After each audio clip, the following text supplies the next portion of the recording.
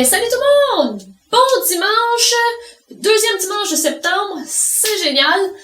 Comment s'est passée la semaine à l'école? Est-ce que ça a bien été? Oui, non, peut-être, c'est pas grave.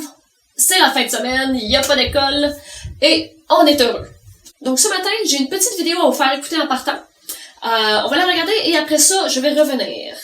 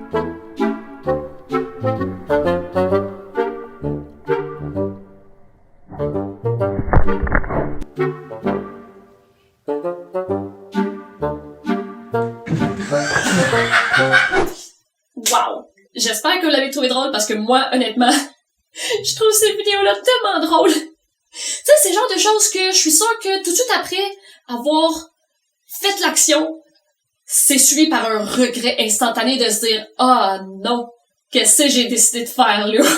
C'était la pire idée de ma vie. » Ça vous est sûrement déjà arrivé de faire des choses que vous avez regrettées par après. Que ce soit quelque chose de drôle, que après ça, vous avez été super gêné parce que peut-être que vous avez laissé passer un pet que vous pensiez qu'il serait silencieux, puis finalement il était super fort, puis tout le monde l'a entendu. Ça m'est déjà arrivé. Ou ça peut être quelque chose d'un peu plus sérieux que vous avez fait une mauvaise décision et ça a résulté en des conséquences qui ont suivi. Et aujourd'hui, ben c'est de ça que je vais vous parler. Donc, on continue aujourd'hui l'histoire de Jonas. Jonas, dont j'en ai parlé la semaine passée, Dieu avait demandé de faire quelque chose, il a refusé, et à cause de ça, il a eu certaines conséquences, il s'est fait manger par un poisson, et après ça, le poisson a recraché Jonas sur la plage, et Dieu lui a dit, va à Ninive pour aller dire au peuple que je vais les détruire, que je vais les punir parce que les gens de Ninive étaient des gens méchants, ils faisaient beaucoup de mauvaises choses, ils étaient vraiment mauvais et tout. Alors, Jonas a enfin décidé de obéir à Dieu. Et il a dit, OK Seigneur, je vais aller à Ninive comme tu m'as demandé. Jonas s'est promené dans la ville et il disait aux gens de Ninive, il disait, dans 40 jours, Dieu va détruire Ninive à cause de tout le mal que vous faites. Et savez-vous qu'est-ce qui s'est passé? Les gens de Ninive, en entendant le message, ont décidé de se repentir. Pendant des jours et des jours, ils pleuraient, ils priaient, ils jeûnaient. Jeûner, ça veut dire de pas manger. Et pour eux, en plus, ils ont pas bu pendant une longue période de temps. Et je dis pas longue période de temps, je dis pas juste pendant 2-3 heures qu'ils ont pas rien mangé. Non, non, non. Pendant des jours et des jours qu'ils ont pas rien mangé. Je sais pas pour vous, là, mais moi, j'ai de la misère à sauter un repas. J'ai de la misère à sauter une collation en 2 repas, OK? Fait qu'imaginez eux autres, des plus grands, des plus vieux aux plus petits, les enfants, tout le monde ont fait un jeûne et n'ont pas mangé. Ils se repentaient et demandaient à Dieu de leur pardonner et ils changeaient leurs actions. Et Dieu a vu leur cœur qui se repentait, leur cœur qui voulait changer et devenir meilleur. Et Dieu a décidé de leur pardonner et il leur a donné une deuxième chance. Et Jonas, quand il a vu ça, quand il a vu que Dieu finalement avait décidé de leur pardonner, il était super content. Il était comme, ah, yes, je suis content pour les gens de Ninive. Non, pas tout. Jonas, là, en fait, il était un peu comme vous pis moi. Il était genre, quoi? Comment ça, Seigneur? Hey, c'est injuste pour toutes les mauvaises choses qu'ils ont faites. Puis finalement, tu décides de leur pardonner. C'est n'importe quoi. Mais ce que Jonas avait oublié, c'est que, il y a seulement quelques jours, c'était lui qui avait fait quelque chose de mal, qui avait désobéi à Dieu. Puis Dieu, il avait quand même pardonné, puis il avait donné une deuxième chance quand que le poisson l'a recraché, plutôt que de simplement le digérer, puis que Jonas il finisse en caca de poisson. Dieu, il avait donné une deuxième chance à Jonas après qu'il ait désobéi. Et Jonas était très heureux de ça. Mais il était pas heureux que Dieu donne une deuxième chance aux gens de Nénive. Ben, laissez-moi vous raconter une histoire vite fait. Quand j'étais jeune, à un moment donné, ma mère était partie, puis elle m'avait laissé seule avec mon frère. Puis quand elle partait, ben on aimait beaucoup ça, aller sur l'ordinateur puis regarder des films. Puis on n'était pas censés. On avait pas le droit d'aller sur l'ordinateur quand elle était pas là, on savait. Ben ça nous dérangeait pas parce qu'elle était pas là, fait qu'on se disait elle ne saura pas. Fait qu'elle est partie, puis elle devait être partie pour quand même plusieurs heures. Fait que nous on se dit yes, on a du temps. Mais elle avait oublié quelque chose. Fait qu'elle est revenue à la maison, à peu près 20 minutes après être partie. Puis nous, on était déjà sur l'ordinateur en train de regarder un film. Puis, ma mère, ben, curieuse de savoir qu'est-ce qu'on fait quand elle est pas là, elle a décidé de venir en avant de la maison puis de regarder par une fenêtre. Puis elle nous a vus en train de regarder un film. Fait que là, elle est entrée dans la maison, puis on a s'est dépêché à tout fermer, puis on a acheté comme si rien n'était. Puis elle nous a demandé qu'est-ce qu'on faisait. Puis moi, ben, j'ai menti, j'ai essayé d'inventer une histoire qui faisait pas grand sens au bout du compte. Mais mon frère, il a décidé de dire la vérité. Et à cause que j'avais essayé de mentir, j'ai eu une punition, je pense que j'avais pas eu le droit d'écouter des films pendant peut-être un mois, quelque chose comme ça. Je suis plus trop sûre, là, ça fait quand même longtemps, ok? Puis mon frère, ben, il s'en était sorti avec pas de film pendant une semaine.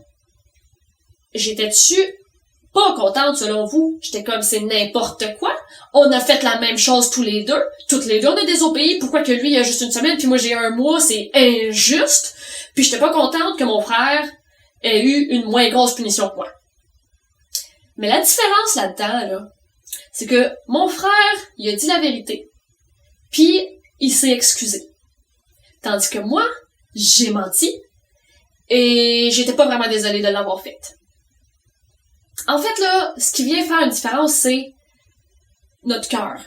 Est-ce qu'on est vraiment désolé d'avoir désobéi? Est-ce qu'on est vraiment désolé d'avoir fait quelque chose de mal? Est-ce qu'on le regrette sincèrement ou est-ce qu'on fait juste à semblant de le regretter? Tu sais, là, un peu quand on a dit quelque chose, peut-être une insulte à notre frère, notre soeur, ou qu'on l'a frappé, puis nos parents sont comme, va t'excuser. Puis là, tu le regardes, là, puis t'es comme, ah, je m'excuse. Puis comme, non, regarde-le dans les yeux. Je m'excuse de t'avoir frappé. Hey. Ça montre vraiment, ça vient vraiment du cœur, hein, ces excuses-là. Ça montre que, on est vraiment désolé pis c'est clair qu'on leur fera plus jamais. Ben oui. Non, pas tout le temps. On savait clairement quand que notre frère, notre sœur, quand mon frère, moi, il m'a regardé pis qu'il me faisait un genre d'excuses comme ça pour m'avoir frappé ou poussé, là, je savais que, en fait, il pensait même pas. Il disait seulement parce que ma mère était là pis qu'elle l'écoutait pis qu'elle le regardait. Mais c'est la même chose avec nos parents et même avec Dieu. Quand on fait quelque chose de mal, puis qu'on fait juste s'excuser parce que on doit s'excuser, ben, ils le savent. Ils savent qu'on n'est pas sincère. Ils savent que c'est une excuse qui est de notre bouche, mais au bout du compte, on va pas changer nos attitudes. Tandis que lorsqu'on est réellement désolé pour quelque chose qu'on a fait, ça apporte un changement en nous.